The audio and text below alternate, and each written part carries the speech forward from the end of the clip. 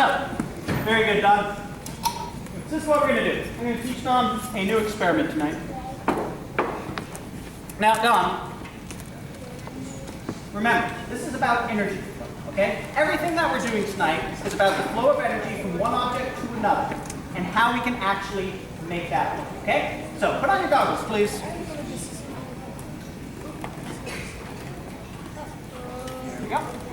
Now, we have a bowl with a liquid inside, kind of dirty yellowish liquid. Not what you guys think. You guys are disgusting. Water. Come on, folks. A little bit of soap in there, because what we're going to do is we're going to bubble this gaseous object.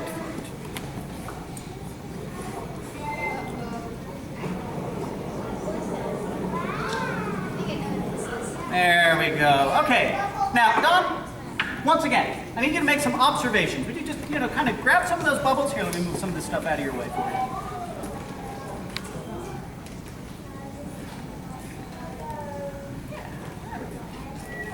Now see, so we have these bubbles in there. And those bubbles actually, they have some of that gas still contained in it.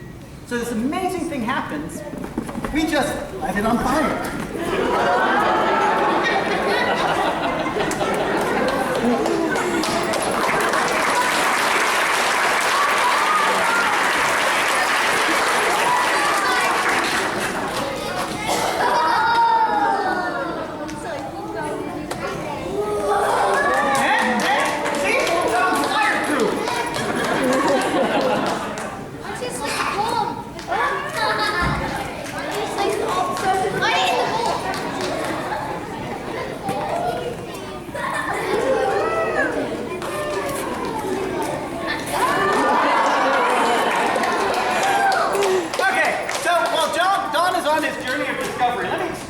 Going on there.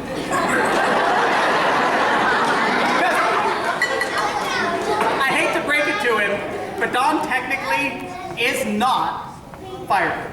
Okay? People are not fireproof. We are a source of fuel if the heat is actually high enough. Here, let me see that lighter, please.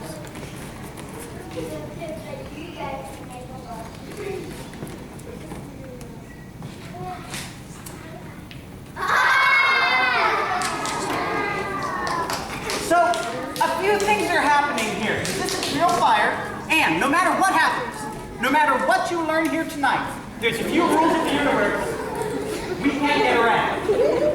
Number one, fire burns. Number two, sharp objects hurt. So, that energy that is being generated is going somewhere. It has to. Energy doesn't just dissipate into the ether. It has to flow somewhere. So, two things happen. Number one, what direction are the flames in Don's hand traveling? Correct. So, some of the energy, in fact, a goodly portion of that energy is happening up above that fire. But there is still plenty of energy on the sides and the bottom. So part two of this is, what remains in my hand when I am done doing this?